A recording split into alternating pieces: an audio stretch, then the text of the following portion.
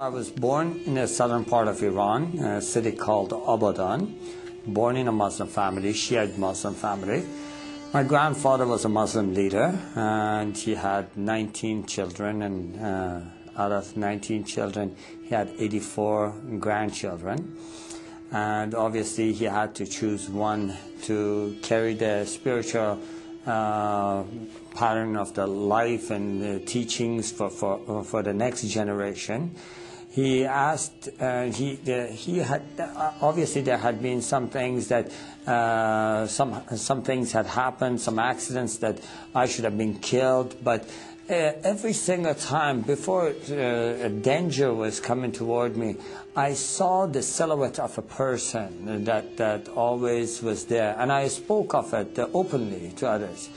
And my grandfather took that sign, obviously, that there is the spiritual leaders of Islam are looking over this boy, and they are protecting him. So he gave me very close attentions, and he taught me all the things I knew about Islam. I joined Hezbollah. I was in that army for about 3 years. I was studying Quran extensively then. My grandfather actually sowed this seed in my heart that I should share Islam with the poor, misled Christians, you know, that have gone astray, and obviously remind and be a spiritual leader to our family outside Iran. I traveled to Malaysia, where I was caught with 30 illegal passports, put in prison. And so I started teaching Islam in the jail, and telling everybody what they must do, what are their duties toward Allah. And so I did this routine every day. I prayed obviously 5 times a day. Shiites do pray 3 times, and they include the 17 rak'ah in the 3 times. But what I did, because I wanted to spend more time with God, I did it at 5 separate times. And then in the end of the evening, I would pray extra prayers. I would have the habit of reading through the Quran cover to cover once every 10 days. And I had gained the spiritual powers out of Islam.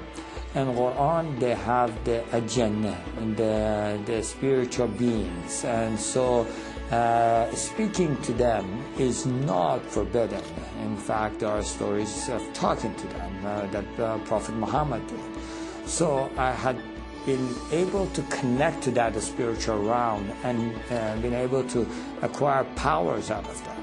And so I was able to pray for people, especially when people, someone hurt them or someone did something to them. They would come to me and they would ask me to say a prayer, and immediately that person would get sick, have an accident, this kind of things, you know. I was able to close my eyes, tell you what a person is doing in another room. And so this had made me more power hungry, and I wanted to gain more power. So I would spend and meditate more in the Quran. And so as I was doing that one night, I just was meditating in the verses. And there are words in the Quran that are repeated continually, repeatedly, but they have no meanings. They are the secrets of Quran. And so when I was meditating on this, a spirit entered the room, and it was much more powerful than I could handle, or I could overcome. And so I was filled with fear. And so I tried using all the tools Islam had given me. In the name of Allah, I command you to leave, you know. Satan, I rebuke you, kind of things. And I used all those, and nothing was helping. At that moment, I was totally desperate, and I felt like it is choking me, choking the life out of me, and I felt like I'm dying in that cell.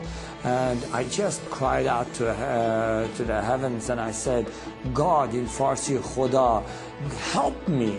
And immediately I heard a voice, just as clear as you hear my voice today, saying, bring the name of Jesus. And at that moment, I really seriously did not give it 1 second of thought. I feel like going back, I was drowning. A man that is drowning, you throw a rope, they would never question you about the color of the rope. And just grab on. And so I did. I said, Jesus, if you are truth, show me yourself. And to this day, I have no idea. Obviously, going back, I'm thinking, why did you word it that way? Why didn't you just say, Jesus, help me? I don't know why, but that's the way it came out. And before I was finished with the sentence, everything was back to normal. Now, that was not my conversion. That was the beginning of my confusion. Why would Jesus help a Muslim? Now, I had done everything in my power to be a good Muslim. I had already tried to go and commit myself to, in the way of Allah and be a martyr for Him, walking on the mines. And so the government of Iran used to issue the people that are fadai, or the ones that are willing to give themselves, to sacrifice themselves, a special Quran that had the stamp of the government. I had participated in the executions by hanging. I had done everything that I thought I must do against the infidels, and anything and everything I must do to share Allah with others. So I knew that something is wrong, and that was not because I doubted Allah or doubted Islam or anything. I fully believed, and I didn't know what that is, and it just confused me. And so I tried to just forget about it, But that question, why would Jesus help a Muslim? Why would Jesus help a Muslim? That would just keep coming at me.